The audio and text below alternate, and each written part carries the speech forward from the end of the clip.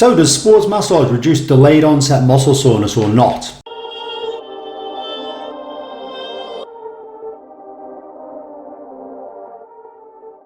Now, it's first important to know that there isn't a lot of evidence showing that what the optimum dose is, how long the massage should be, how deep it should be, how often it should be, exactly when it should be, the exact techniques of it. There's always these little sort of caveats that come into play.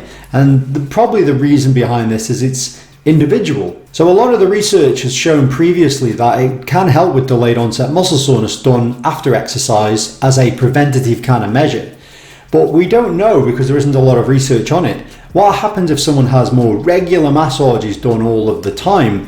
Does that have a more profound effect on delayed onset muscle soreness, performance, and so on? And again, there's not that many research studies showing this type of element, so there's a lot of unanswered questions going deeper into the subject.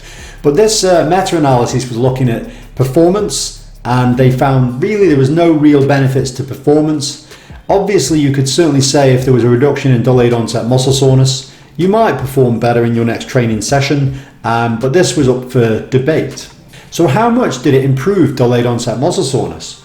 Well, basically they found that it improved delayed onset muscle soreness by 13%. So basically, if someone was to have a sports massage after their training session, they would reduce the amount of muscle soreness they had after that by 13% by having the massage, compared to people who just exercised and then got muscle soreness. So they had 13% more in that case. So this shows that, certainly for muscle soreness, which then could have an effect on performance or training, there's definitely some warranted evidence supporting this without question, because a meta-analysis is looking at lots of studies, and therefore this is fairly conclusive information.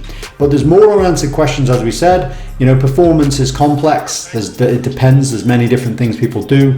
It might be that having massages done over a certain period of time may improve performance rather than just having it once at that point. It might be that you have it after the exercise. You might have it again at a later point before you train again, and maybe performance would be improved by that. Certainly, it makes good logical sense.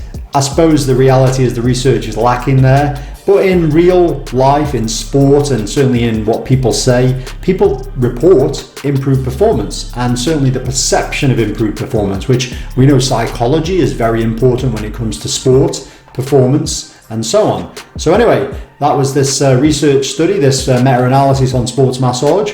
So anyway, that's it for this video, and I'll see you next time.